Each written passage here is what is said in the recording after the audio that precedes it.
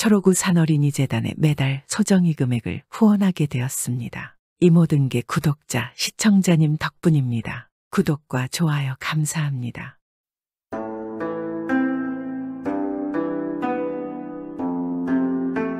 옛날 옛적의 강원도 영월읍 문산리에는 정씨 총각이 살고 있었습니다. 이 총각은 어려서 조실부모하고 몹시 궁색하게 홀로 살아갔습니다. 형제들도 없어서 집안의 3대 독자인데도 30살이 되도록 장가를 들지 못하였습니다. 그렇다고 집안에 땅이 있는 것도 아니고 딱히 재산이 있는 것도 아니어서 정씨 총각은 다른 사람의 농사를 도와주며 생계를 꾸려가고 있었습니다. 그리고 농사일이 없을 때는 약초를 캐다가 팔았습니다. 그런데 그러던 어느 해 여름 장마가 계속되어서 농사를 지을 수가 없는 상황이 되었고 당연히 이정씨 총각에게도 일이 없었습니다. 계속 비가 와서 이거 농사일을 못하는구나. 약초를 캐러 나가기도 이렇게 비가 오는데 산에 오를 수도 없어 안 되겠다. 이러다 굶어 죽겠어. 쌀도 다 떨어졌는데 가만히 있자. 이럴 때를 대비해서 내가 약초들을 말려둔 것들이 있었는데. 정씨 총각은 혼자 몸이라도 먹고 살려면 돈이 필요했기에 저장하여 두었던 말린 약초들을 잘 모아서 영월마을 장터에 가지고 갔습니다. 다행히 약초들 상태가 괜찮아서 금세 약초가 다 팔렸고 약간의 돈을 벌어 그 돈으로 며칠 먹을 수 있는 식량을 샀습니다. 돌아가는 길에 정씨 총각은 보덕사라는 절 앞을 지나게 되었습니다. 그런데 사람들이 웅성웅성거리고 목탁 소리가 나고 뭔가 행사가 있는 듯하였습니다. 오늘이 무슨 날인가 정씨 총각의 혼잣말에 옆에 서 있던 사람이 말했습니다. 오늘이 바로 백중날이요. 그러니까 절에서도 이 백중의 날을 기념하는 법회를 열어가지고 이렇게 사람들이 많이 모인 것이지. 정씨 총각은 호기심에 이끌려 보덕사 안으로 들어섰습니다. 생전 절에는 가본 적이 없는 그는 수많은 사람들이 불공을 드리는 모습을 보고 자기도 그래야 되는 줄 알고 사람들을 따라 수없이 절을 하였습니다. 그의 눈앞에는 환한 미소를 짓고 있는 불상이 있었는데 정씨 총각은 부처의 모습이 참 신비롭게 느껴졌습니다. 그리고 뭔가 자신이 소원을 빌면 이루어질 것 같은 느낌 들었습니다. 제가 말입니다. 집안은 가난하지만 그래도 우리 집안 감은 3대 독자이온데 장가 좀 들게 해 주십시오. 부탁 좀 드립니다. 하며 정씨 총각은 간절히 기원을 하였습니다. 그렇게 열심히 절을 하다가 그곳에서 나온 총각은 허참 내가 뭐에 홀렸었나 여지껏 절에서 이러고 있었다니 하면서 길을 서둘렀습니다. 그러고 집으로 돌아왔습니다. 약초도 다 팔아버렸고 마침 비가 좀 그친 듯하니까 지금 빨리 나가서 약초를 더 캐와야겠어. 혹시 모르니까 말이야. 정씨 총각은 비가 오지 않을 때 약초를 많이 캐두기 위해 정신없이 산에 나가서 약초를 캐나갔습니다. 그러다가 어느 산골짜기에 가게 되었습니다. 그런데 그때였습니다. 하늘에서 갑자기 소나기가 쏟아져서 정씨 총각은 옆에 있는 동굴로 황급히 달려들어가 소나기를 피하였습니다. 그런데 굴 속에 들어가 보니 이전에 절에서 본 부처님 같은 불상이 있었습니다. 그런데 그것은 불상은 아니고 사실은 우연히 불상의 모습과 비슷하게 생긴 종유석이었습니다. 하지만 불상에 대해 자세히 알지 못했던 정씨 총각은 그것도 불상의 한 종류로 알고 반가워하였습니다. 아니 부처님 여기서도 뵙다니. 야 역시 부처님은 어디에나 있고 제 마음속에도 있다더니 그 말이 참이로군요. 이렇게 된 거 부처님께 제 소원이나 빌겠습니다. 정씨 총각은 그 앞에 또 절을 하면서 장가 좀 들게 해달라고 기원하였습니다. 그리고 잠시 후 비가 그쳤고 총각은 다시 약초를 캐고 있는데 평상시보다 캐는 양이 훨씬 많았습니다. 아 이곳은 약초가 진짜 많은데 앞으로 이곳에 와서 약초를 캐야겠구만. 정씨 총각은 많은 약초를 캘 수 있는 그 동굴 근처에 약초를 캐러 그 이후에도 자주 가게 되었습니다. 간 김에 굴에 들어가 불상 모양의 종유석에다가 자신의 소원을 빌며 절하는 것도 잊지 않았습니다. 그러던 어느 날 정씨 총각이 동굴 바로 옆에 폭포 근처에서 점심을 먹고 햇빛을 쬐며 쉬고 있었습니다. 그러다 정씨 총각은 어느새 깜빡 잠이 들었습니다. 그런데 꿈속에서 백발노인이 나타나서는 구름을 타고 내려왔습니다. 백발노인은 정씨 총각에게 말했습니다. 지금 잠이 오느냐? 네가 지금 여기서 자고 있을 때가 아니야. 어서 저기 저 요봉으로 가거라. 그곳에 여인이 있을 것인데. 지금 곤욕을 치르고 있으니 어서 가서 그 여인을 구해라. 지체 말고 곧바로 가야 한다. 정씨 총각은 잠에서 깨어났습니다. 아니 이게 뭔 꿈이래. 가만 너무 생생한 것이 보통 꿈이 아닌 것 같은데 믿져야 본전이니 한번 가보자. 보통 꿈이 아니라 생각이 든 정씨 총각은 재빨리 요봉으로 달려가 보았습니다. 그런데 그때였습니다. 살려주세요, 살려줘요. 어느 젊은 여인이 갑자기 숲속에서 뛰쳐나왔고 그 뒤로 한 사내가 달려왔습니다. 딱 봐도 산적처럼 생긴 사내였습니다. 정씨 총각은 여인에게 달려갔고 여인과 사내의 사이를 가로막았습니다. 그러자 산적이 정씨 총각에게 주먹을 휘둘렀습니다. 그런데 이 정씨 총각이 또 워낙 덩치도 좋았고 오랜 시간 산을 타고 농사일도 열심히 하여 기운도 장사였습니다. 그래서 달려든 산적을 한 주먹에 때려 눕혔습니다. 이 광경을 본 여인은 두려워 어쩔 줄을 몰라 하고 있었습니다. 괜찮으세요? 안심하세요. 저는 나쁜 사람 아닙니다.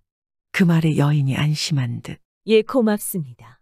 아이 왜 이런 곳에 홀로 계시는 겁니까? 여인의 몸으로 어서 산을 내려가 안전한 마을로 가시지요.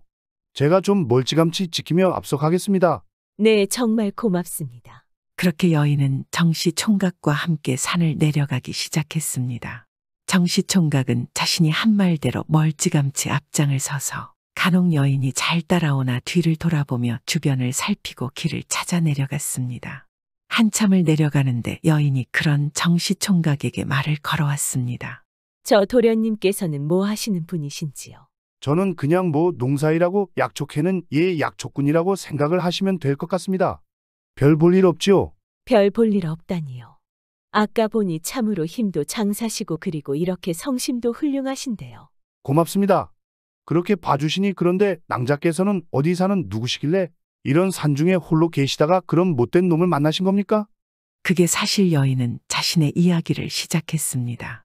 이 여인은 충청북도 단양군 조씨 가문 출신인데 강원도 평창군에 있는 권씨 집안으로 시집을 갔다가 25살이 되도록 아기를 낳지 못하여 소박을 맞고 친정으로 돌아가는 길이었습니다. 그런데 차마 소박을 맞은 자신의 모습을 부모에게 보이는 것이 엄두가 나지 않아 어쩌지를 못하고 여기저기 산길을 다니다가 그만 길을 잃고 헤매게 된 것이었습니다. 여인의 사정을 모두 듣고 난 정씨 총각은 딱한 생각이 들었습니다.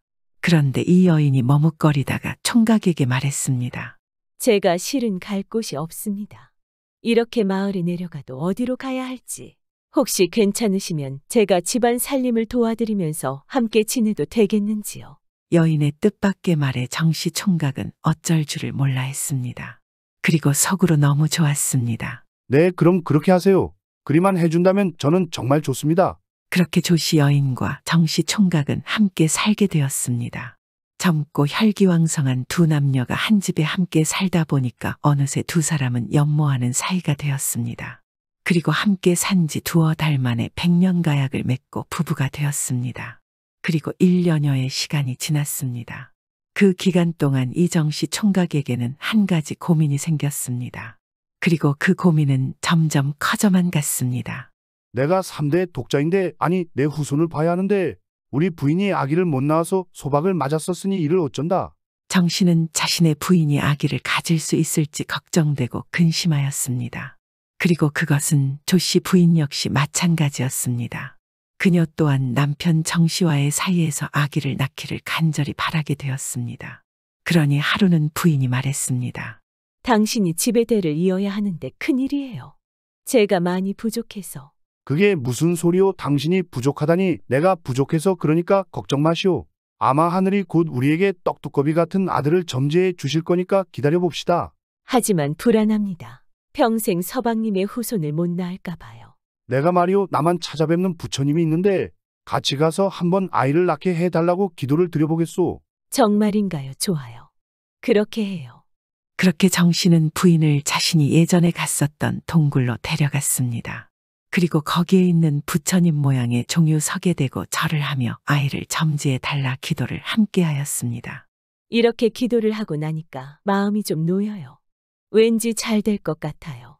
그렇소이까 그럼 자주 옵시다. 마침 이곳 주변이 약초도 아주 많으니까 우리 함께 와서 약초도 많이 캐고 기도도 올리고 그렇게 부부는 매일같이 폭포가 있는 곳으로 약초를 캐러 다니면서 동굴 속 종유석 부처님에게 자식의 점지를 기도하였습니다. 그리고 그런 부부의 정성이 하늘을 감동시켰는지 기도를 시작한 지 100일 만에 부인이 아이를 갖게 되었습니다. 그리고 계속 부부가 함께 약초를 캐며 노력한 결과 집안 살림도 넉넉하여졌습니다. 시간이 지나 부부에게는 복덩이 같은 아들이 태어났고 그 이후에도 아이가 계속 잘 들어서서 그 후 부부는 다해서 3형제를 낳고 자식들 잘 키우며 오래오래 행복하게 잘 살게 되었습니다.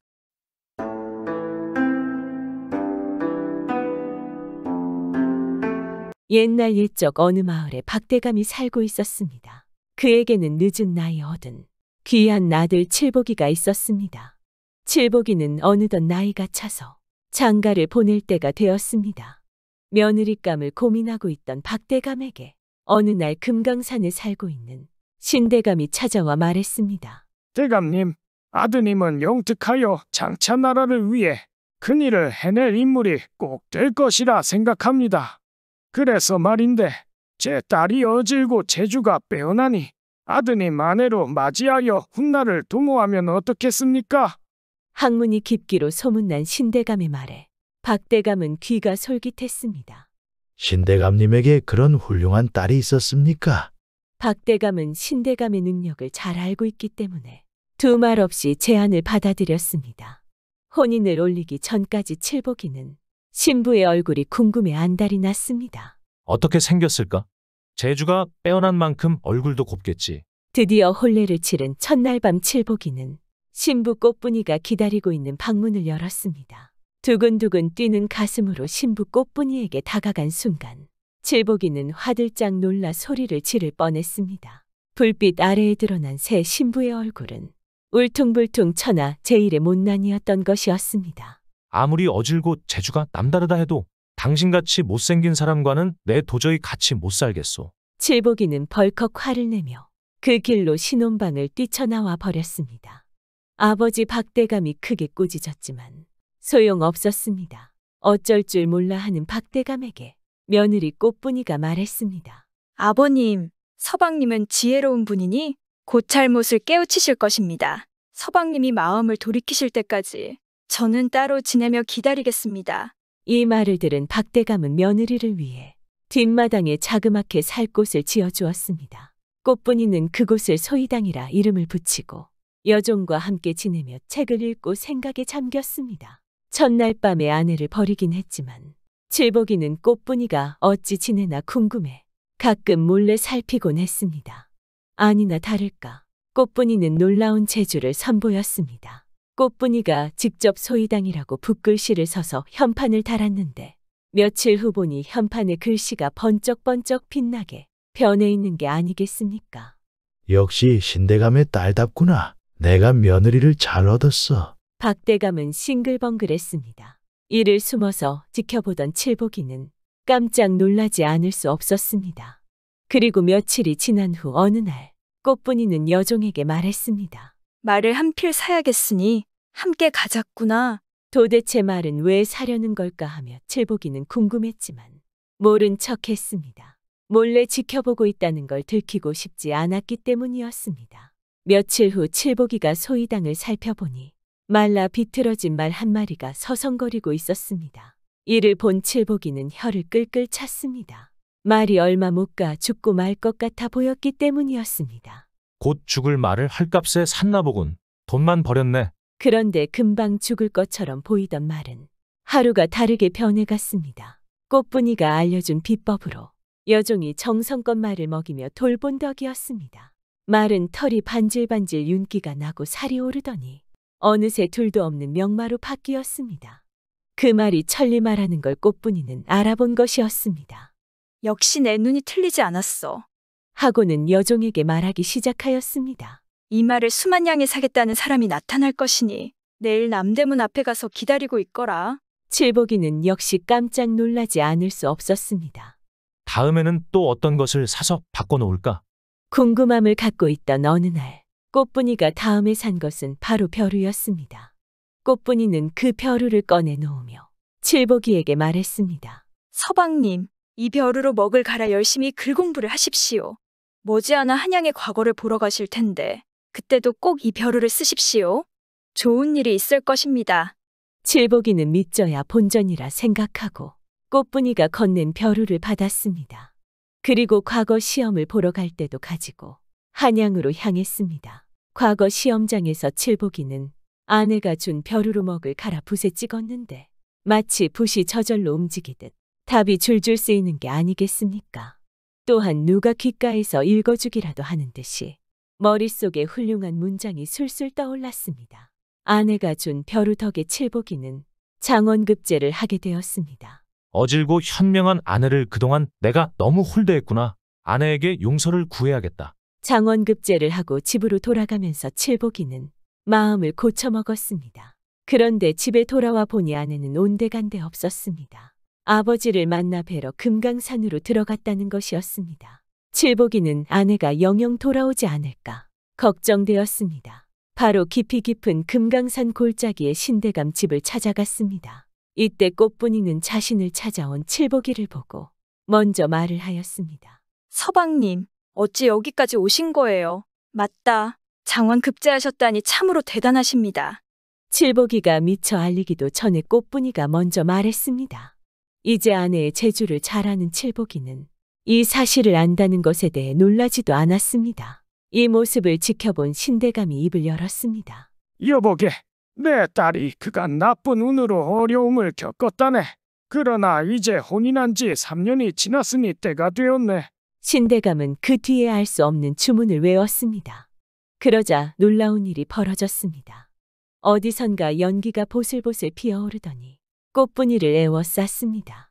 곧이어 꽃분이가 허물을 벗어 던지기 시작하였습니다. 서방님, 다시 인사드리겠습니다. 많이 놀라우시죠? 칠복이는 벌어진 입을 다물지 못했습니다.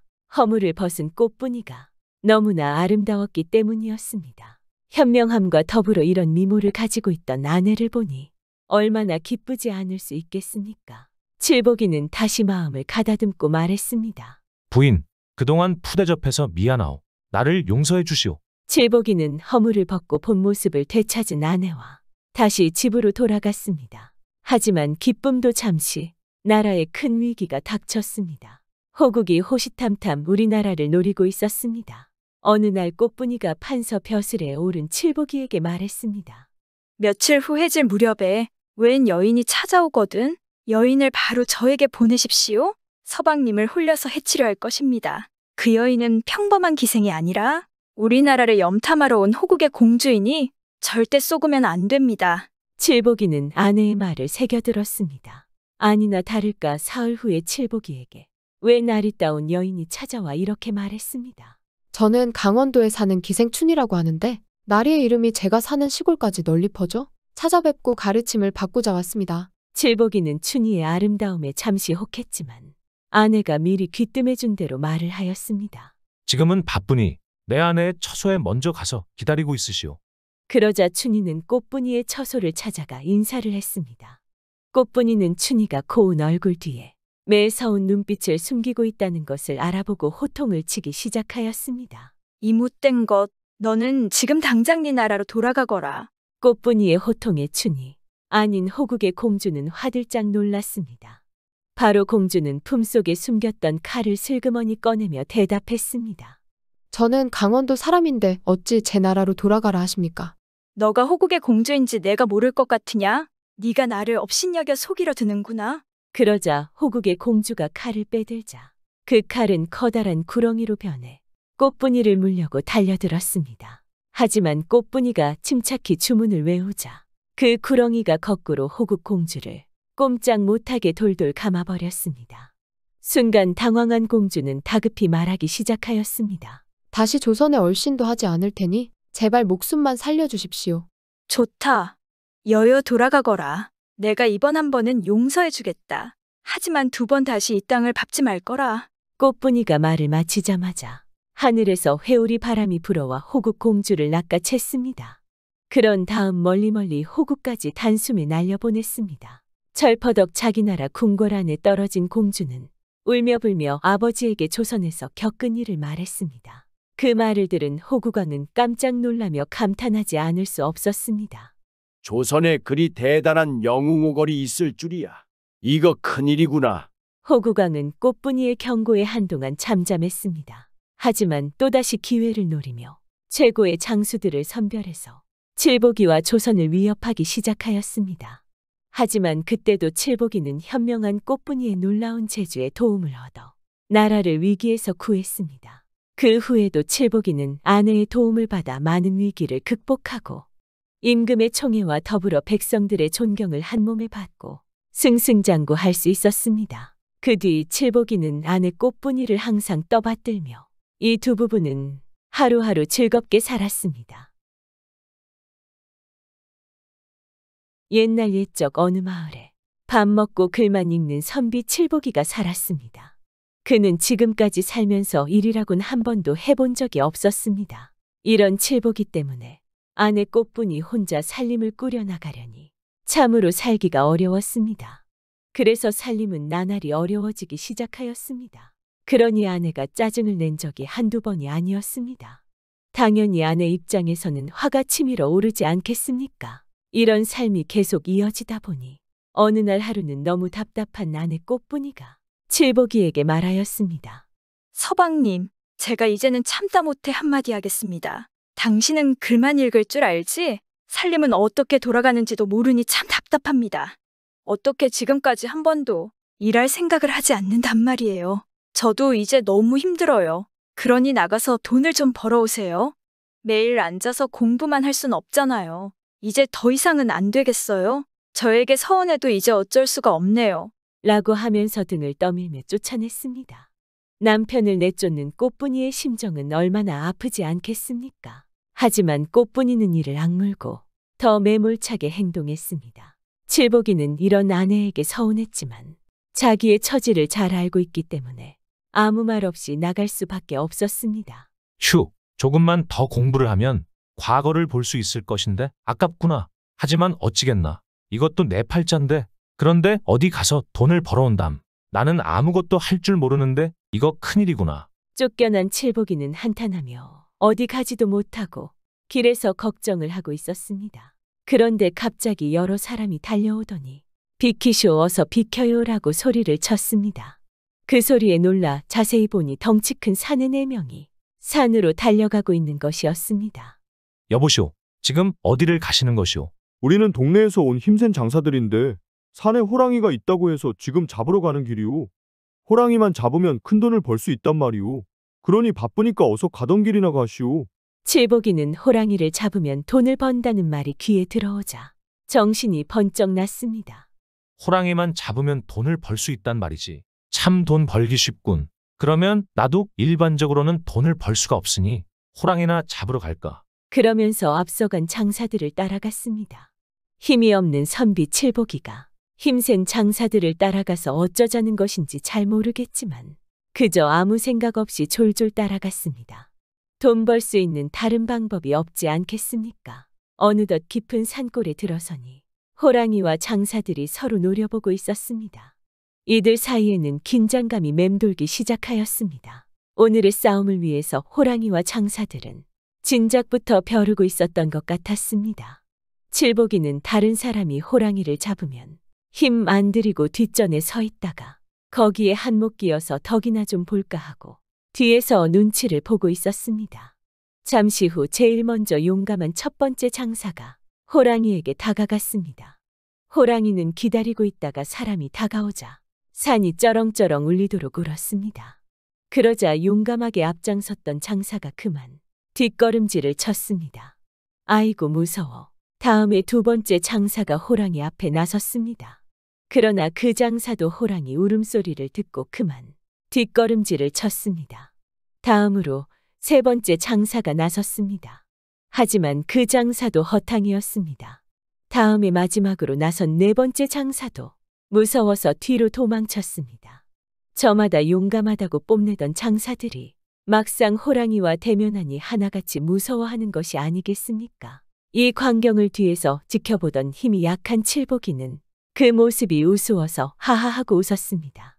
4명의 장사들은 호랑이에게 망신을 당하고 허약한 선비 칠복이에게까지 조롱을 당하자 화가 났습니다. 그래서 칠복이에게 화풀이를 하기 시작하였습니다.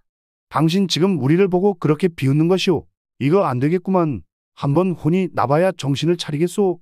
그러자 당황한 칠복이는 두 손을 내저으며 말을 하였습니다. 난 그런 뜻이 아니오. 잡으라는 호랑이는 잡지 않고 왜 애꿎은 나를 잡으려고 하시오. 지금 이럴 시간이 없소. 호랑이가 지금 저기 있으니 이번에는 네 사람이 다 같이 한꺼번에 달려들면 되지 않겠소? 하며 말했습니다. 장사들은 칠복이의 말을 듣고 보니 틀린 말이 아니었습니다. 그래서 네 명의 장사들은 작전을 짜고 다 함께 팔을 벌리면서 호랑이에게 달려들었습니다. 하지만 호랑이는 이 모습을 보면서 참으로 우스웠습니다. 멀리서 화살을 쏜다면 죽을런지 몰라도 눈앞에 사람이 달려오는 것이야 상대도 되지 않다는 것을 알고 있었기 때문입니다. 그래서 호랑이는 크게 웃었습니다. 호랑이는 웃었지만 장사들이 들을 때에는 성난 호랑이 울음소리였습니다. 그래서 달려가던 장사들은 그만 무서워서 전부 물러섰습니다. 아이고, 명색이 장사라는 사람들이 그것이 뭡니까? 호랑이 하나 못 잡고 땀만 뻘뻘 흘리다니 다른 사람 보기에 부끄럽지 않소. 그럼 여기까지 힘들게 왜 올라온 것이오? 칠복이는 장사들을 향해 약을 올렸습니다. 장사들은 아까부터 화가 난 데다 이번에 또 비웃으니 참을 수가 없었습니다. 여보시오. 우리는 죽을 둥살둥하면서 호랑이를 잡으려 하는데 당신은 거기에 서서 누구 약을 올리는 것이오. 자, 당신이 한번 호랑이를 잡아보시구려. 그렇게 잘났으면 말만 하지 말고 어서 앞장서 보시오. 어서. 아이고, 진정들 하시오. 내가 잘못했소. 나야 무슨 힘이 있겠소. 구경만 하여도 간담이 서늘한데 저는 절대 못하오. 이제 조용히 가만히 있겠소. 아니, 이 사람이 누구를 놀리나. 간담이 서늘하다는 사람이 말만 잘하네. 당신도 한번 당해보시오. 그러더니 장사들은 벼랑간 칠복이에게 달려들어 호랑이에게 던져버렸습니다. 당연히 힘이 없는 칠복이는 어쩔 수 없이 당할 수밖에 없었습니다. 그 후 칠복이가 떨어진 곳은 절벽에 가까운 곳이었습니다. 왜 칠복이는 절벽 가까이에 있는 것일까요? 원래 장사들이 호랑이를 잡으려 할 때 힘이 붙이면 호랑이를 유인해서 절벽으로 떨어뜨리려고 하였던 것인데 싸움다운 싸움을 한 번도 하지 못하여 절벽을 활용하지 못하였던 것입니다. 그런데 불행하게도 돈을 좀 벌어볼까 하고 따라와서 장사들에게 말을 함부로 한 칠복이가 결국 절벽이 있는 곳에 서게 되었습니다. 에이 모르겠다. 호랑이에게 물려 죽든지 호랑이에게 밀려서 절벽에 떨어지든지 될 대로 되라. 어차피 돈 벌 방법도 없고 하면서 마음을 굳게 먹었지만 아무리 그래도 호랑이 앞이라 정신이 하나도 없었습니다. 이 모습을 본 호랑이는 호랑이대로 화가 났습니다. 산중의 왕인 자기를 상대하려면 사람들 중에서 이미 센 사람이 나서야 할 것인데 바람만 불어도 휙 날아갈 저런 허약한 선비가 여러 명도 아니고 혼자 도전한다는 것이 여간 노여운 것이 아니었습니다. 너 같은 약골이 감히 나를 잡겠다고 하며 호랑이는 정말로 화가 났습니다. 자기의 위신을 생각해서 이번만은 더 이상 참을 수 없었습니다. 그래서 칠복이에게 달려들어 잡아먹을 생각이었습니다. 그 후 호랑이가 눈에 불을 켜고 달려들자 칠복이는 겁이 나서 땅에 바짝 엎드렸습니다. 아이고 나 죽네. 이제는 영락없이 죽었구나. 그러면서 호랑이 뱃속에 벌써 들어와 있는 게 아닌가 생각하고 있는데 얼마 후 장사들이 다가와서 부축하여 일으켰습니다. 이게 어찌 된 일일까요? 대단하십니다, 선비님. 드디어 호랑이를 잡으셨습니다. 내가 호랑이를 잡았다니. 이게 무슨 말씀이오? 선비님이 날쌔게 땅에 엎드리죠. 목표를 잃은 호랑이가 선비님을 잡지 못하고 그냥 선비님 몸 위를 날아서 절벽 아래로 그만 날아가 버렸습니다. 칠복이는 그제서야 내용을 대강 알 것 같았습니다. 참 어처구니 없는 일 아니겠습니까? 그리고는 이번에는 다른 장사가 와서 큰 절을 하였습니다. 선비님, 그런 실력이 있는 줄도 모르고 저희들이 아까 함부로 말을 해서 죄송합니다. 칠복이는 갑자기 어깨에 힘이 들어가기 시작하였습니다. 알겠소. 그런데 지금 여기서 이러고 있을 것이 아니라 호랑이 죽은 것을 가져와야지 않겠소? 그러자 장사들이 절벽 밑으로 가서 죽은 호랑이를 가지고 올라왔습니다. 선비님, 부탁이 있습니다. 우리도 호랑이를 잡은 것에 끼워 주십시오. 호랑이에게 겁을 먹고 잡지 못했다고 하면 우리 장사들 체면이 말이 아닙니다. 이 은혜 절대 잊지 않겠습니다. 칠복이는 가소로웠지만 생각해보니 자기도 잘한 일이라고는 하나도 없지 않겠습니까? 결국 이 장사들 때문에 여기까지 온 것이 아니겠습니까? 아무럼요. 호랑이는 다 같이 잡은 것으로 하겠소. 너무 걱정 마시오. 하면서 동네로 내려왔습니다. 한편 칠복이의 아내 꽃분이는 남편에게 돈을 벌어오라고 등을 밀어내긴 했지만 사실 걱정이 되었는데 누가 와서 남편이 산에 호랑이를 잡으러 가더라는 말을 하자 깜짝 놀랐습니다. 남편이 호랑이한테 제 발로 갔는데 가만히 있을 아내가 어디 있겠습니까? 그래서 정신없이 산으로 달려가는데 자기 남편 칠복이가 앞장서서 내려오는 것이 아니겠습니까? 칠복이가 호랑이를 간단히 잡았다는 말을 들은 아내 꽃분이는 자기의 귀를 의심하지 않을 수 없었습니다. 그러나 죽은 호랑이가 눈앞에 있고 장사들이 칠복이 앞에서 설설 기는 것을 볼 때 그 말이 정말인 것 같았습니다. 여보, 정말 대단하세요. 저는 이런 능력이 있으신 줄도 모르고 정말 죄송해요. 그 후 원님은 가난한 선비 칠복이에게 큰 상금을 내렸습니다. 그리고 칠복이 덕분에 장사들도 체면을 차릴 수 있었습니다. 또한 이 사실이 마을 전역에 퍼져 칠복이는 마을 사람들의 영웅이 되었습니다.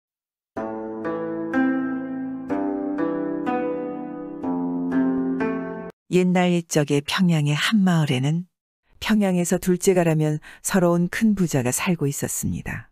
이 부자에게는 절친한 친구가 한 명 있었습니다. 이 친구는 먹새라는 자인데 원래는 잘 사는 사람이었으나 인삼을 중국에서 팔아서 돈을 많이 벌었는데 어느 해 인삼을 실은 배가 바다에 좌초되면서 비싸게 모은 모든 인삼을 잃었습니다. 먹새는 하루아침에 많았던 재산을 모두 잃어 살림이 어려워졌고 하루 먹기 살기조차 힘든 상황이 되었으므로 부자가 그런 친구 먹새를 자주 도와주곤 하였습니다. 추후에는 돈을 보태주어서 사람들에게 돈을 꿔주고 이자를 받아먹으며 살 수 있게 해주었습니다. 그런데 먹새는 워낙 수완이 좋아서 사람들에게 많은 돈을 꿔주고 갚지 못하면 재산들을 헐값에 가져왔습니다. 날이 갈수록 이자를 터무니없이 올리고 자신의 부를 축적했습니다. 사람들이 이자가 너무 많다 하소연하기라도 하면 이렇게 말하는 것입니다. 돈을 꿔가면 당연히 이자가 있는 것이야. 그건 부모 자식 간이건 형제자매도 마찬가지야. 이자를 안 받고 돈을 내주는 것은 이 세상에 없다. 그리고 그 이자는 돈을 꿔주는 사람이 정하는 것이다. 마음에 안 들면 다른 데로 가서 돈을 빌려라. 먹새는 이런 생각으로 돈놀이를 해서 재산을 늘려갔습니다. 자신이 어려웠을 때 친구가 도와준 것은 생각도 안 하는 파렴치한 사내였습니다. 그걸 모르는 부자 친구는 늘 함께 만나서 술을 마시고 이런저런 대화를 나누며 시간을 보냈습니다. 그런데 한 번은 부자 친구가 먹새에게 조심스럽게 말했습니다. 이봐, 나도 이제 살 날이 얼마 남지 않은 것 같네. 요즘 건강이 좋지가 않아. 그런데 내 자식놈이 이제 고작 10살을 넘겼으니까 아이가 가업을 제대로 이어가는 것을 못 보고 내가 죽을 것 같네. 그래서 말인데 내가 자네에게 10만 양의 돈을 맡길 것이니까 자네가 돈을 잘 굴리다가 만약 내 자식이 살림살이가 어려워진다면 돈을 굴려서 얻은 돈은 자네가 가지고 10만 양만 그대로 내 자식에게 넘겨주길 바라네. 어떤가 해줄 수 있겠는가? 먹새는 가만 들어보니 아주 좋은 제안이라 고개를 끄덕이며 말했습니다. 그럼 그렇게 하고 말고 내게 이자까지 두둑이 쳐서 갚으라고 해도 나에게 아주 좋은 일이 아닌가? 그런가? 고맙네. 자네만 믿겠네. 자네가 그리해준다니 내가 마음이 편해졌네. 그리하여 두 사람은 술잔을 나누며 약속을 하였습니다. 그리고 몇 년 후에 과연 부자 친구의 건강이 악화되었고 부자 친구는 살 날이 얼마 남지 않게 되자 친구 먹새에게는 10만 양을 남기고 아들에게는 자신이 죽고 살림이 혹시나 어려워지게 되면 자신의 친구인 먹새에게 10만 양을 받으면 된다고 말하고는 얼마 후에 세상을 떠났습니다. 이 부자 친구의 걱정대로 어린 아들은 부친의 가업을 제대로 운영하지 못하고 계속 하는 일마다 망하더니 결국은 모든 가산을 다 탕진하고 말았습니다. 그러니 부친의 유언을 따라서 이 아들은 아버지의 친구인 먹새에게 찾아갔습니다. 먹새 숙부님 감축드립니다. 아버님께서 제 살림이 어려워지면 숙부님께 10만 양을 받을 수 있을 것이라 하셨습니다. 지금 저의 살림이 궁핍하여 처자식을 먹고 살기가 힘드니 10만 양을 돌려주십사 찾아왔습니다. 부자 아들의 말에 먹새는 인상을 찌푸리며 말했습니다. 아니 뭔 소리야. 내가 너에게 줄 돈이 있다니 그런 일은 없으니까 돌아가라. 돈이 필요하면 내가 그 간정이 있으니 여기 열량을 주마. 그걸 가지고 다시는 찾아오지 말거라. 예, 아니 분명 저희 아버님에게 10만 양을 받으시지 않으셨습니까? 아버지가 숙부님께 돈을 꿔줄 때 제가 옆에 있지 않았습니까? 제 눈으로 똑똑히 보았습니다. 아들의 말에도 먹새는 오히려 그를 면박을 주어 쫓아보냈습니다. 여러 차례 돈을 받으러 갔지만 계속 면박만 당할 뿐이었습니다. 그러니 사정이 급해진 아들은 먹새에게 돈의 절반만이라도 달라고 간청했으나 역시 면박을 주며 쫓아냈습니다. 아니 어찌 이럴 수 있단 말인가? 세상에 저런 날강도가 다 있단 말인가? 어찌 아버지는 저런 놈을 친구로 삼아서 10만 양을 꿔주었을까? 부자의 아들은 분통이 터져서 마을에 있는 관아에 가서 사또에게 억울함을 하소연하였습니다. 그런데 웬일인지 관아에서 사또는 먹새 편만 들었습니다. 아들은 뒤늦게 먹새가 돈을 써서 사또를 매수했다는 것을 알게 되었습니다. 그러니 아들은 더더욱 분통이 터졌습니다. 당시에 평안도에 평양감사로 돌쇠라는 사람이 있었습니다. 그는 판결이 공명정대하기로 유명하였습니다. 그리고 그의 소문을 들은 아들은 곧장 평양까지 가서 평양감사 돌쇠를 찾아갔습니다. 아들의 사연을 들은 평양감사가 물었습니다. 아니 구령마을에 사는 네가 어찌하여 평양까지 와서 나에게 이 일을 고변하는 것이냐? 그곳에 원님이 있지 않으냐? 그러자 아들이 말했습니다. 그 못된 도적놈이 뇌물을 써서 사또를 회유하고 있으니 저같이 돈 없고 힘없는 이가 무슨 수로 이길 수 있겠습니까? 평양감사께서 공명정대하시다는 명성을 듣고 이렇게 먼 길을 달려왔습니다. 바라옵건대 감사께서 이 일을 살펴봐 주시고 부디 저의 억울함을 풀어주시기 바랍니다. 아들의 정성과 진심을 느낀 평양감사는 고개를 끄덕이고 말했습니다. 그래 알겠다. 물러가서 다시 부를 때까지 기다리거라. 그리고 사령들을 시켜서 아들의 마을에 가서 먹새의 평판과 그가 어찌 부자가 된 이유를 알아오게 했습니다. 그러자 아들 말이 옳았습니다. 가난하던 먹새에게 부자 친구가 선뜻 도와주었고 그 덕에 재산을 모은 것이라는 겁니다. 또한 이자를 터무니없이 받아서 사람들의 원성이 높다는 것도 알았습니다. 마을 사또에게도 많은 돈을 바쳐서 관아에서 손 놓고 있다고 하는 것입니다. 평양감사는 이 일을 해결할 수 있는 방법을 사령들과 의논하였습니다. 그리하여 형기가 거의 끝나 곧 출소를 하는 도적 죄수 한 사람에게 이리저리 할 것을 약속받았습니다. 그리고 그에게는 여러 가지 일을 소개해 줄 것을 약속해 주었습니다. 두 번 다시 일이 없어 도적질을 하지 않도록 말입니다. 평양감사는 즉시 먹새를 체포해 오도록 명하였으니 마을에 있던 먹새는 졸지에 평양감사의 가면까지 체포되어 왔습니다. 아니 감사날이 어찌하여 조그마한 마을에 있는 저를 예까지 체포하신 것입니까? 저희 마을에도 관아가 있고 원님도 있는데 굳이 평양까지.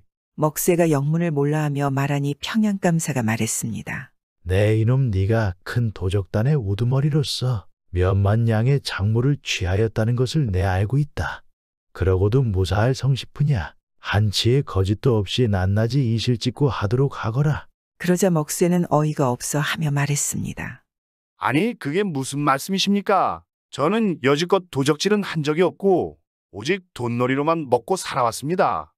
제가 잘 먹고 잘 살아왔건을 어찌하여 도적질을 한단 말입니까? 그러니 평양감사가 곧장 일전에 이리저리 하기로 약속했던 도적을 불렀습니다. 도적은 먹새를 보자마자 말했습니다. 아이 당신, 내가 당신에게 부잣집 수채를 턴 돈 수만 양을 맡겼고 또 5월 5일 밤에도 수만 양을 맡겨서 당신한테 10만 양이 넘는 돈을 맡겼는데 어찌 모르는 채 하는 것입니까? 아니 이게 무슨 소리랍니까? 소인은 이 도적놈과는 일면식도 없는 사이입니다. 어찌 이런 자의 말만 믿고 무고한 사람에게 죄를 씌우려 하십니까? 그러자 도적이 발끈하며 말했습니다. 네 놈이 아주 겁대가리가 없구나. 여기 엄하고 밝으신 감사나리께서 계신데 어찌 앞에서 내 놈이 거짓말을 꾸며대느냐. 뭐 낯짝도 한번 두껍구나. 참으로 네가 큰 도적놈이로구나. 감사나리. 이놈을 고신하기 전에는 자백을 받아내기가 어려울 것입니다요. 그러니 말을 들은 감사가 몹시 화를 내는 척을 하며 먹새를 보며 말했습니다. 저놈의 주리를 틀어라. 바른 말을 할 때까지 매우 틀어라. 그러니 먹새는 졸지에 주리가 틀어 고통을 당하게 되었습니다. 소리를 지르고 있는 먹새에게 감사가 물었습니다. 내 이놈 네가 분명 돈놀이로 풍족하게 살아오고 있다. 하였다. 그렇다면 돈은 어디서 난 게냐? 돈이야말로 도적질을 한 돈이 아니더냐? 그러자 먹새가 억울해하며 말했습니다. 돈은 제 돈입니다. 정말 제 돈입니다. 정말 도적질을 하지 않았습니다. 뭐라 그것을 증명할 수 있느냐? 그러니 먹새가 잠시 고민하다 말했습니다. 있습니다. 증명할 수 있습니다. 돈은 제 친구가 저에게 일찍이 10만 양을 빌려주어 마련한 돈입니다. 그것을 누가 알고 있느냐? 친구는 어디에 있느냐? 친구의 아들이 증인입니다. 그러자 평양감사가 웃으며 말했습니다. 그래, 10만 양을 친구에게 빌린 것이다. 그럼 친구에게 직접 물어보면 되는 것이 아니냐? 어찌 아들이 증인이냐? 그러자 먹새가 말했습니다. 아닙니다. 친구는 이미 죽었고 오직 아들만이 있습니다. 그러니 아들이 제가 가진 돈이 훔친 돈이 아닌 것임을 알고 있고 증명해 줄 수 있을 것입니다. 제가 친구에게 돈을 꿀 때 친구 아들놈이 그것을 지켜봤습니다. 먹새가 울먹거리며 바르르 떨며 말했습니다. 그러자 평양감사는 고개를 끄덕이고는 사령에게 아들을 데려오라 하였습니다. 그러자 아들이 곧장 나타났습니다. 아니 어떻게 네가 여기에? 넌 지금 마을에 있어야 하는데. 친구의 아들이 마을에 있는 것으로 알고 있던 먹새는 눈앞에 바로 아들이 나타나자 무척 놀라 하였습니다. 평양감사는 아들에게 물었습니다. 이자가 너의 아버지에게 돈을 빌려서 돈놀이를 하였다고 하는데 그것이 맞느냐? 그러자 아들이 말했습니다. 맞습니다. 이자가 아버지한테 10만 양을 꿔간 것을 제 눈으로 똑똑히 보았습니다. 제 아버지에게 10만 양을 빌려서 돈놀이를 하고 있는 자입니다. 그러자 평양감사가 다시 말했습니다. 그렇구나. 과연 네 말이 맞았구나. 거보십시오. 제가 뭐라고 했습니까? 제 돈은 훔친 것이 아니라 친구에게 빌린 돈이라 하지 않았습니까? 저는 절대로 도둑질을 하지 않았습니다. 억울합니다. 이제 절 풀어주십시오, 나으리. 그러자 평양감사가 다시 물었습니다. 그렇다면 너는 빌린 돈은 갚았느냐? 평양감사의 말에 먹새가 당황하며 머뭇거리다 말했습니다. 그것이 그러니깐 옆에 있던 아들이 말했습니다. 아직 갚지 않았습니다. 제가 빌린 돈을 돌려달라고 몇 번에 걸쳐서 찾아갔지만 시치미를 뚝 떼고 그런 적 없다고 했습니다. 또한 관아에 고변했지만 사또가 이자의 말만 듣고는 아무것도 하지 않았습니다. 그러니 평양감사가 말했습니다. 그렇구나. 그럼 당장 갚아야 하는 것 아니냐? 물론 정당한 이자까지 쳐서 돈을 갚아야겠지. 어서 갚도록 하거라. 그리하면 확실히 돈이 친구에게 빌린 돈이란 것이 증명되는 것이니 그렇게 너의 결백을 확인하면 내 너를 풀어주도록 하겠다. 평양감사의 말에 먹새가 말했습니다. 아니 이자까지요. 분명히 원금만 돌려주라고 하였습니다. 평양감사가 말을 끊으며 말했습니다.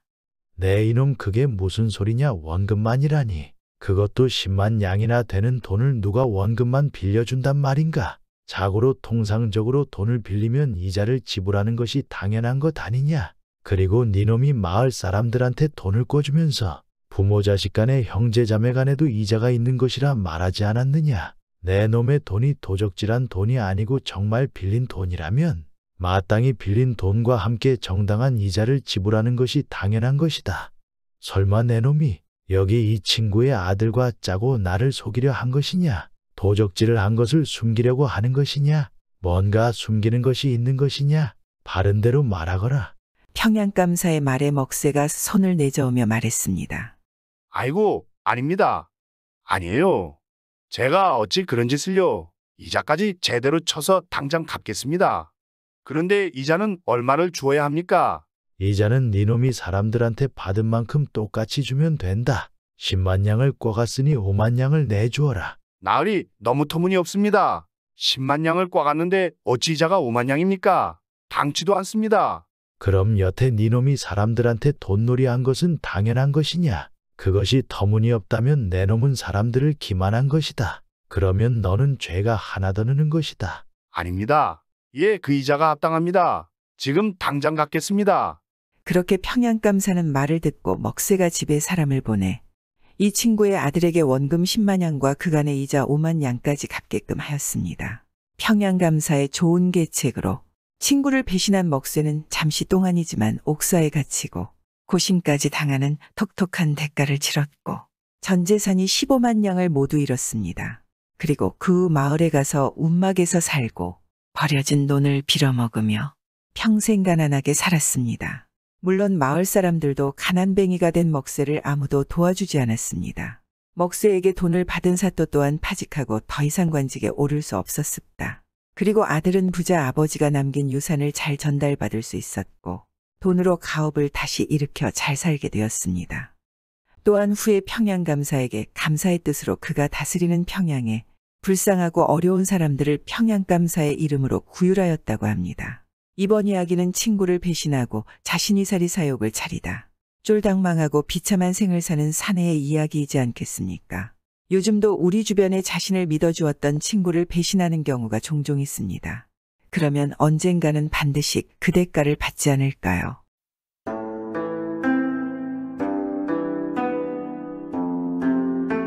옛날 옛적에 어느 마을에 돌쇠라는 사람이 살았습니다. 이 돌쇠는 어려서부터 영특했고 수완이 아주 좋았습니다. 그래서 주위 사람들이 장사를 권했지만 돌쇠는 그리 재물 욕심이 많지 않았기 때문에 농사를 지으며 근근히 살아갔습니다. 그러던 어느 해 마을 전체가 흉년이 들어서 마을 사람들 생활이 힘들어졌습니다. 물론 돌쇠도 힘들지 않겠습니까? 살림이 어려워져서 동네 사는 황부자에게 빚을 지었습니다. 어릴 적부터 황부자 집의 일도 돌봐주고 자빌도 한 적이 있어 돈을 꾸는 것은 어렵지 않았습니다. 그런데 이 황부자는 어리석기로 유명한 사람이었고 구두쇠에다 성격도 고약하기로 또한 유명하였습니다.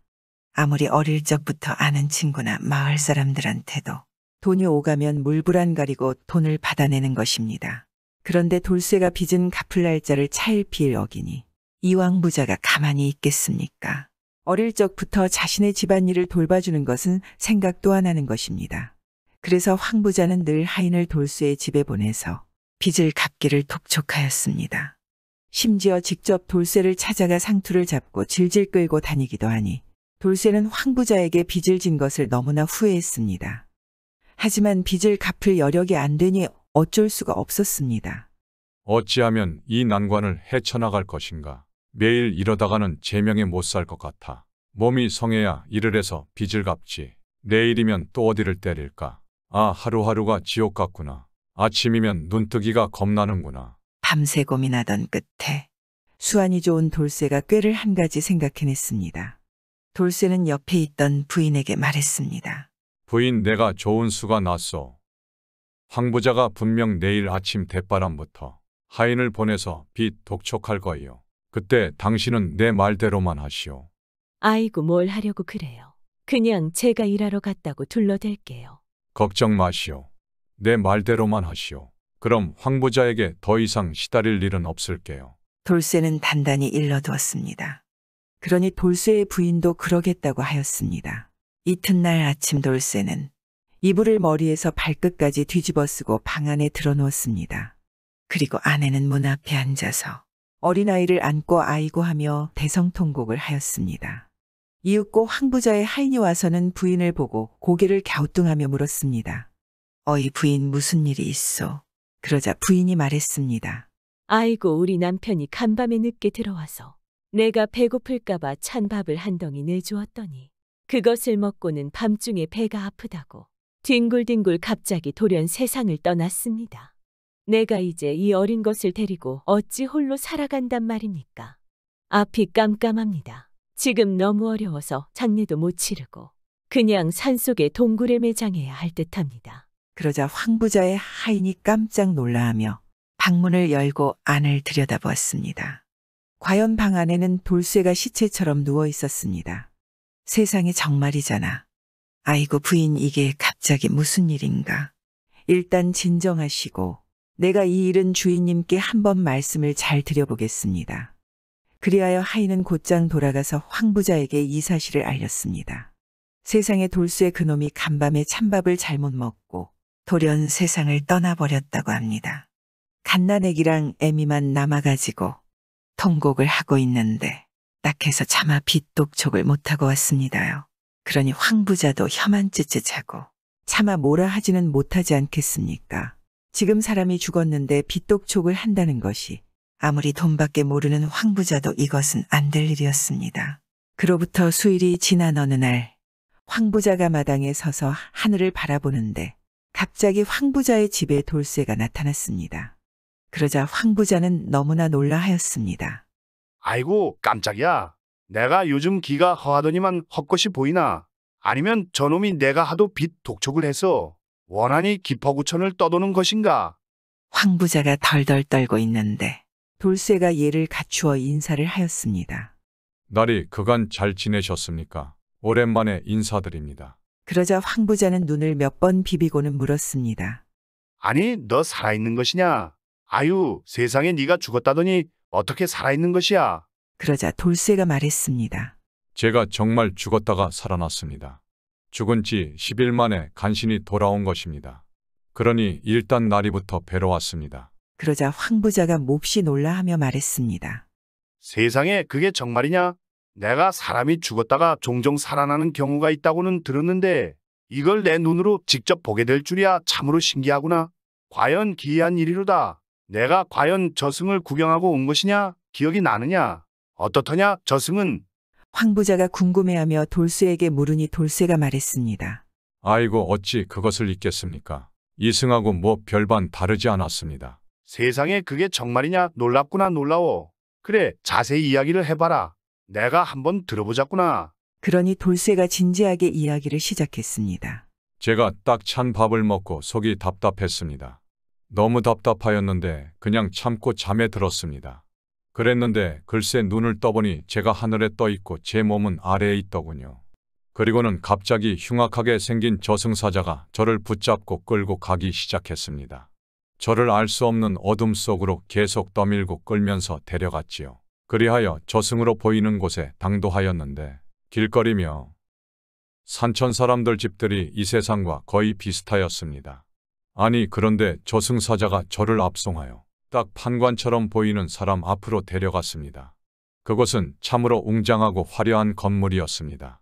좌우로는 저승사자들이 줄지어 늘어서 있었고 판관은 파란 옷을 입고 앉아 있었습니다. 그런데 저승사자들이 판관에게 다들 대왕님 하는 것은 아마도 그분이 염라 대왕님인 듯하였습니다. 그리하여 소인은 앞에 널찍 엎드렸고 염라 대왕은 명부 같은 것을 살펴보고는 저에게 말했습니다. 아니 뭐냐 이 자는 왜 데려왔느냐? 잘못 왔구나. 돌쇠가 아니고 먹새가 왔어야지. 너는 당장 돌아가거라. 너는 한참을 더 살다가 내가 부를 테 다시 오거라. 그러니 저는 당황했지만 다시 살 수 있다는 생각을 하고 몹시 좋았습니다. 그래서 물었지요. 저는 돌아가는 길을 모릅니다. 그러니 저를 집으로 데려다 주십시오. 그러니까 염라대왕이 돌쇠를 잡아온 저승사자는 들어라. 모두 너희들의 잘못이니 이 돌쇠를 집까지 편하게 데리고 가라. 그래서 제가 저승사자와 동행을 하였는데 큰 길가에서 문득 어떤 사람이 저희 손을 잡고 반가워하길래 자세히 보니까 돌아가신 나리의 부친어른이셨습니다. 살아생전에 저와도 자주 얼굴을 봤었지요. 제가 이 집의 일을 어릴 적부터 자주 하였으니까요. 그러자 황 부자가 몹시 놀라하며 물었습니다. 아이 세상에 네가 우리 아버님을 봤단 말이냐? 잘 지내시더냐? 그러자 돌쇠가 말했습니다. 나으리 송구하지만 돌아가신 어르신께서는 굶주린 기색이 얼굴에 만연하시고 의복이 아주 허름하셨습니다. 그리고 다 떨어진 집신을 신고 계셔서 저는 생전에 고귀한 자태만을 봐왔는지라 처음에는 알아보질 못하였습니다. 그 어르신의 목소리를 들은 후 알아볼 수 있었지요. 워낙 익숙한 목소리였으니까 제가 너무나 놀라서 어쩌다 이런 꼴이 되셨냐고 물어보니까 어르신께서는 그곳에 도착하니 집도 없고 먹을 것도 없고 그저 걸식이나 하고 있다고 하시면서 저에게 이댁의 소식을 물으셨습니다. 그래서 제가 상세히 말씀을 드리고 함께 눈물을 흘리며 딱한 사정을 슬퍼했습니다. 일전에 어르신 저에게 은혜를 많이 베푸셨기에 말이지요. 저에게 마침 돈이 몇 푼 있어서 음식이라도 든든히 사 잡수시라고 드리고 왔습니다. 어르신 모습을 보고 저희 가슴이 어찌나 아팠는지 아직도 초췌한 얼굴이 떠오릅니다. 그러자 황 부자가 잔뜩 걱정스러운 얼굴을 하고 있다가 물었습니다.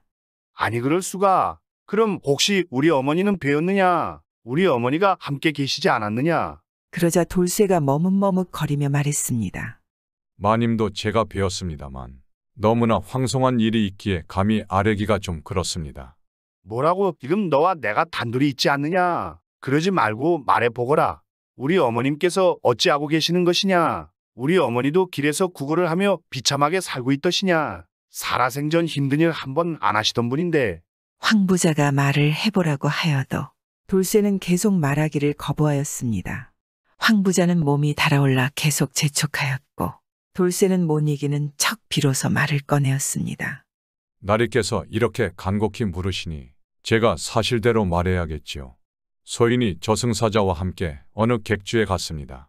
그런데 객주는 아주 크고 화려하며 수많은 사람들이 손님으로 와서 술을 마시며 놀고 있었습니다. 이곳에서 잘 사는 사람들은 다 모여 있는 듯하였습니다. 그리고 객주 주인은 아주 부자임에 틀림이 없었지요. 그런데 객주의 주인이 바로 나리의 어머님이셨습니다. 마님께서도 저를 반겨주시고는 여러 소식을 물으시고 저에게 맛있는 음식들을 내어주셨습니다. 그래서 덕분에 잘 얻어먹고 왔습니다. 그러자 황 부자가 고개를 갸우뚱하며 말했습니다. 아니 우리 아버님께서는 그렇게 못 먹고 힘들게 사시는데 어찌 우리 어머니만 큰 객주를 운영하며 잘 살고 계신 것이냐? 말이 안 되지 않느냐? 그것이 정말 말하기 곤란합니다. 사실을 아시면 나으리께서 많이 심란해하실 겁니다. 그래서 저는 마님 이야기는 더 이상 할 수 없습니다. 송구합니다, 나으리. 그러자 돌쇠가 황송해하며 입을 열지 못하는 듯하다가 다시 누차 황 부자가 화를 내며 말을 해보라고 하는 것입니다. 이놈아, 내가 내 어머니의 소식을 묻는데 왜 답을 안 하는 것이냐? 필시 내가 빚독촉했다고 나를 골탕 먹이는 게냐? 그렇지 않다면 당장 말해보거라. 그것이 나리의 어머님께서는 아버님과는 저승에서는 더 이상 함께 살고 싶지 않다 하시어 갈라서셨고 지금은 그러니까 소인의 아버지와 같이 살고 계시는데 두 분의 사이가 아주 돈독하였습니다. 그리고 저에게 앞으로 이제 어머니라고 하시며 앞으로 저희 아버지 제사 때 함께 올 것이라고 제사상을 차릴 때 함께 차리라고 했습니다. 그러니 제가 너무나 황송하여서 이 일을 말씀을 드리기가 참 송구했습니다. 그러자 황 부자의 얼굴이 파랗게 질려서 잠시 말을 잇지 못하고 돌쇠를 넋놓고 바라보았습니다. 그러다가 눈물을 흘리더니 돌쇠에게 말했습니다. 아이고 돌쇠야, 이 일에 대해서는 어디에도 절대로 말해서는 안 될 것이다. 너의 부인이나 자식이라도 절대로 모르게 하거라, 알겠느냐? 만약 이것이 세상에 알려지게 된다면 내가 나 부끄러워서 어디 얼굴을 내놓고 살 수 있겠느냐? 그러자 돌쇠가 그리하겠다고 하였습니다. 그리고는 돌쇠가 한 푼의 돈을 황 부자에게 내밀며 말했습니다. 소인이 나리께 빌린 돈을 한꺼번에 갚기가 힘들어 이렇게 한 푼이라도 먼저 갚고 한 푼, 두 푼 차차 꾸준히 갚아 나가려고 합니다. 좀 봐주십시오. 돌쇠의 말에 황 부자가 손을 내저으며 말했습니다. 아이 되었다. 되어서 네가 진 빚은 없는 일로 하도록 하겠다. 그러니까 너는 너의 입이나 잘 단속하도록 하거라, 알겠느냐? 그러자 돌쇠가 고개를 숙여 말했습니다. 아유, 어찌 제가 그리해야 하지 않겠습니까? 나으리의 어머니 이야기이기도 하지만 저의 아비 이야기이지 않겠습니까? 반드시 이 사실은 나으리와 저만 알아야 하지요. 그렇게 황 부자는 돌쇠의 빚을 탕감해주고 자신의 집으로 돌아갔습니다. 그리고 몇 달이 지나 돌쇠의 아버지의 제사날이 다가왔습니다. 그런데 황 부자가 갑자기 돌쇠를 불렀습니다. 그런데가 보니 황 부자 집안에 못 보던 새로 지은 기와집이 한 채 있는 것입니다. 그리고 수레에 온갖 먹을 음식과 술이 가득 있는 것입니다. 그리고 황 부자가 돌쇠에게 말하는 것입니다. 돌쇠야, 너의 아버지 제사가 얼마 안 남았지?